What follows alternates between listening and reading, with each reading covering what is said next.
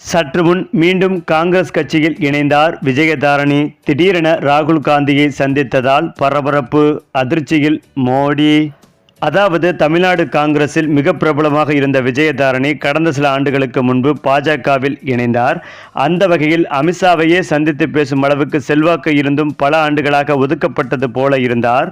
குறிப்பாக காங்கிரஸ் கட்சியை சேர்ந்த விஜயதாரணி தொடர்ந்து 3 முறை கன்னியாகுமரி மாவட்டத்தில் உள்ள விளவங்கோடு சட்டசபை தொகுதி எம்எல்ஏவாக இருந்தார். நாடாளுமன்ற தேர்தல் நெருங்கி வரும் நிலையில் திடீரென அவர் பாஜகவில் இணைந்தது பரபரப்பை ஏற்படுத்தியது.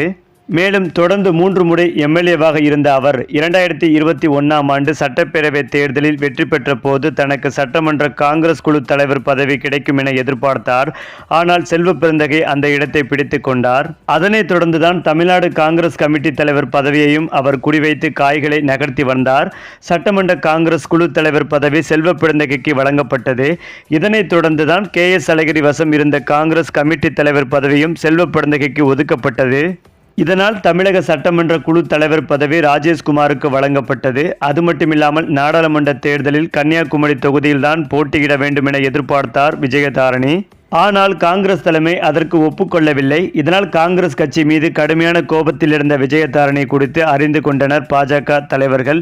இதனையடுத்துதான் அவரிடம் பலமுறை பேச்சுவார்த்தை நடத்தி கட்சியில் இணைய வைத்தனர்.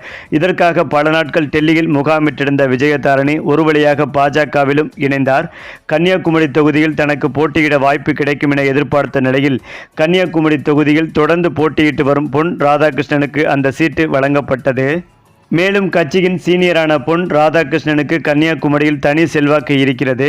கடந்த 2014 மக்களவைத் தேர்தலில் தமிழகம் முழுவதும் அதிமுக பெரு வெற்றி பெற்ற நிலையில் கன்னியாகுமரியில் வெற்றி பெற்றதற்கு காரணம் பொன் ராதாகிருஷ்ணன் என்ற தனிப்பட்ட நபரின் இமேஜ் தான் என தேசிய தலைமை நம்பியதால் அவருக்கு அமைச்சர் பதவியும் வழங்கப்பட்டது. இந்த நிலையில்தான் 2024 தேர்தலிலும் பொன் ராதாகிருஷ்ணன் மீண்டும் போட்டியிட்டார்.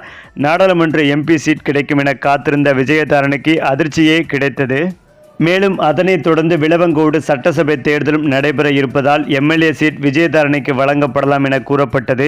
ஆனாலும் அதிலும் அவருக்கு ஏமாற்றமே மிஞ்சியது. 3 முறை MLAவாக இருந்து 2 வருட கால பதவியை விட்டுவிட்டு பாஜகவில் சேர்ந்தும் தனக்கு முக்கியத்துவம் வழங்கப்படவில்லை என்பதால் மிகுந்த அதிருப்தியில் இருந்தார் விஜயதாரணி. அது மட்டுமில்லாமல் பாஜகவில் இருந்தும் இவருக்கு முக்கியத்துவம் கொடுக்காமல் சமீபத்தில் இணைந்த பிரபலங்களுக்கு பாஜகவில் பதவிகள் வழங்கியதால் அதிருப்தி அடைந்த விஜயதாரணி இந்த பாஜகவும் வேண்டாம், இந்த மோடியும் வேண்டாம் என்று முடிவெடுத்து விரைவில் ராகுல் காந்தி அவர்களை நேரில் சந்தித்து விஜயதாரணி காங்கிரஸ் கட்சியில் இணைய உள்ளதாகவும் இதற்காக அவருக்கு மிக உயர்ந்த பதவி ராகுல் காந்தி கொடுக்க உள்ளதாகவும் தற்போது தகவல்கள் வெளிவந்து கொண்டிருக்கிறது. மேலும் இந்த தகவல் பாஜக தலைமையான பிரதமர் மோடி அவர்களையே அதிர்ச்சி அடைய வைத்து வருகிறது. சரி, இப்போ நீங்கள் சொல்லுங்கள், மீண்டும் காங்கிரஸ் கட்சியில் இணைந்த விஜயதாரணி பற்றிய உங்களுடைய கருத்துக்களையும் உங்கள் கமெண்ட்டில் சொல்லுங்கள். மேலும் இந்த வீடியோ உங்களுக்கு பிடித்திருந்தால் லைக் பண்ணுங்கள், ஷேர் பண்ணுங்கள், மறக்காமல் நம்முடைய சேனலை சப்ஸ்கிரைப் பண்ணிக்கங்க.